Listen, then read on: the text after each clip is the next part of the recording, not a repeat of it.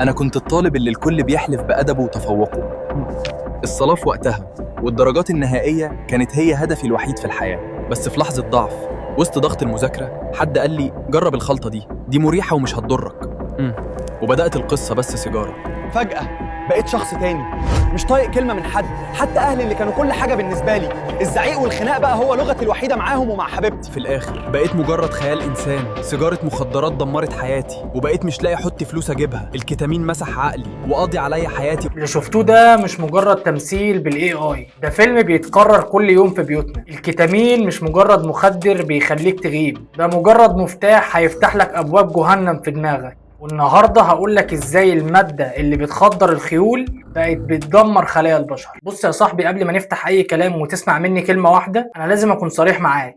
انا مش دكتور ولا واعظ طالع اقول لك ده حلال وده حرام. انا واحد وارد جدا ممكن يكون عدى من نفس الطريق اللي انت ماشي فيه دلوقتي، او شاف ناس كتير غالية عليه بتقع قدامه. اعتبرنا اخوك، صاحبك، او حد ربنا حطه لك النهارده عشان ينور لك لمبة صغيرة، عشان تفهم انت بتعمل ايه في نفسك او ناوي تعمل ايه في مستقبلك. زمان يا صديقي لما كنا بنسمع كلمة حشيش كان بيجي في بالنا الحاجة اللي طالعة من الارض، مادة طبيعية وليها تأثير معين.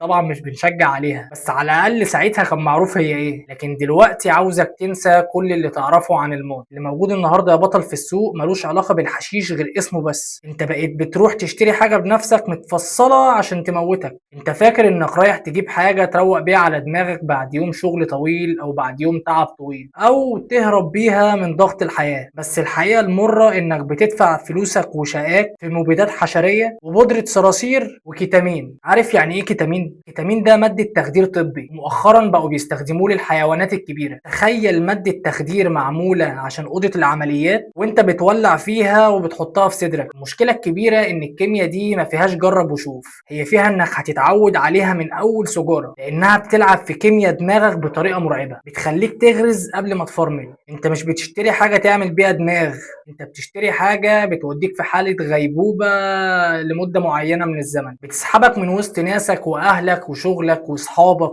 وبتترمي في حتة ما بيطلعش منها غير اللي ربنا كاتب له عمر جديد. صديقي، قبل ما تمد ايدك وتولع، هل جسمك اللي ربنا مديهولك يستاهل يكون معمل لمبيدات حشريه وبودره صراصير؟ بص يا صاحبي، خلينا اغوص معاك جوه الدوامه شويه عشان تعرف ازاي الرجل بتتسحب. لما بتولع السجاره دي انت ما بتدورش على الروقان بتاع زمان، انت بتدور على غيبوبه. الفيتامين ده بيعمل ايه في دماغك؟ هي ببساطه بتمسك الفيشه بتاعت الوعي بتاعك وبتشدها من على الحيطه، وفي لحظة بتحس انك اتعزلت عن العالم. صوت الناس حواليك بيبقى بعيد وهمومك بتختفي، بس مش عشان اتحلت، لا، عشان انت نفسك ما بقتش موجود. انت بقيت مجرد خيال قاعد مكانه، وعقلك هرب منك وراح حتة ضلمة بعيدة. المشكلة الكبيرة لما السم ده بيبدأ ينسحب من جسمك. عارف الاحساس اللي بيجيلك اول ما تفوق؟ بتحس ان الدنيا كلها تقيله، صوت المروحه يا راجل اللي في الاوضه وبتحس ان هو بيضرب في دماغك زي الشاكوش. اي كلمه بسيطه حتى من اهلك بتحس يا راجل ان هي خناقه كبيره، وكل املك انك تنكمش على نفسك وتختفي من الزحمه والناس اللي حواليك واهلك واصحابك.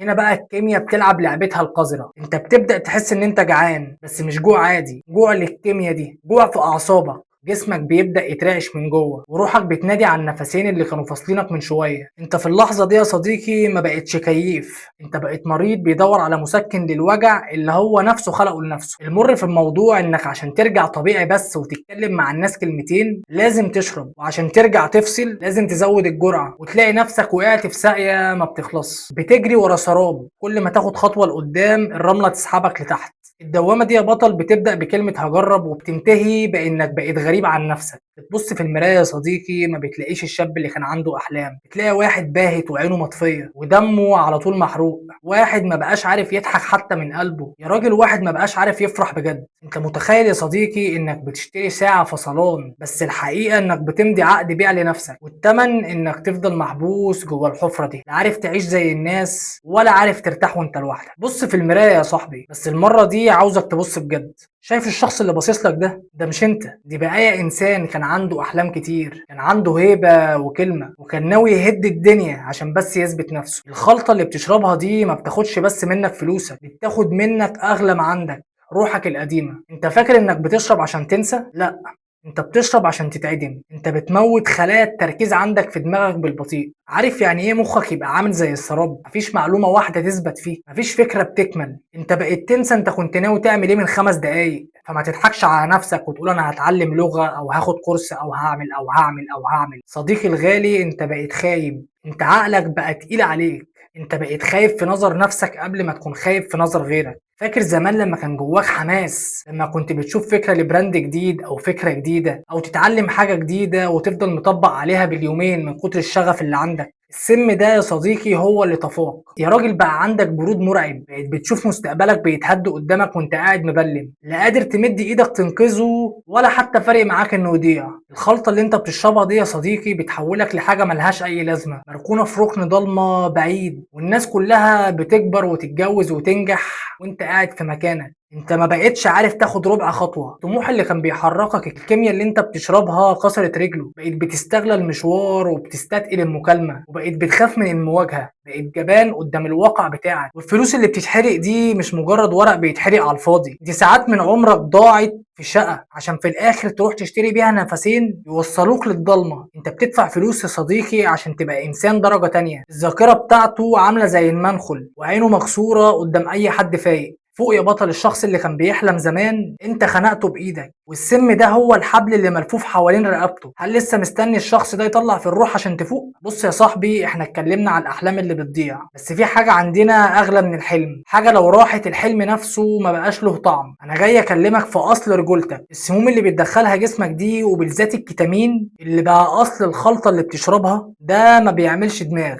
ده بيعمل مجزرة جوه اجهزة جسمك. الكيمياء دي عدوها الاول المثانه والكلى. عارف يعني ايه تليف؟ يعني المثانه بتاعتك اللي ربنا خلقها عشان تشيل وتصرف، السم ده بيخليها تنكمش وتكش زي الحجر. انت متخيل المنظر؟ شاب في عز شبابه لابس اشيك لبس، بس من جوه خرده، بتبقى قاعد في وسط الناس ومش قادر تمسك نفسك، بتبقى حياتك عباره عن وجع وتقطيع في جسمك، لا بيسكت بالليل ولا بالنهار. انت بتوصل لمرحله انك بتتكسف من نفسك وانت في الحمام، مرحله ان الوجع بيخليك تنهج وانت لسه ما عملتش مجهود. وتعالى بقى للنقطة اللي بتكسر هيبة أي راجل، رجولتك وثقتك في نفسك. أنت فاكر إن الكيمياء دي بتديك باور؟ بالعكس، دي بتطفيك. السم ده بيلعب في هرموناتك بطريقة مرعبة، بيموت الرغبة وبيخليك عاجز قدام نفسك، بتحس انك ما بقتش الراجل اللي كنت عليه. ايه الاحساس اللي هيجيلك لما تلاقي نفسك مطفي وانت في عز شبابك؟ لما تلاقي ان ساعة الفصلان اللي هتعيشها النهاردة هتعيشك مكسور قدام نفسك وقدام عين اللي هتتجوزها، او تعيش محروم من انك تكون اب. السجارة دي بتخليك راجل من ورق، من بره هيئة ومن جوه الخراب واكل فيه في كل حتة. الوجع الجسدي اللي بيعمله الكتامين في جسمك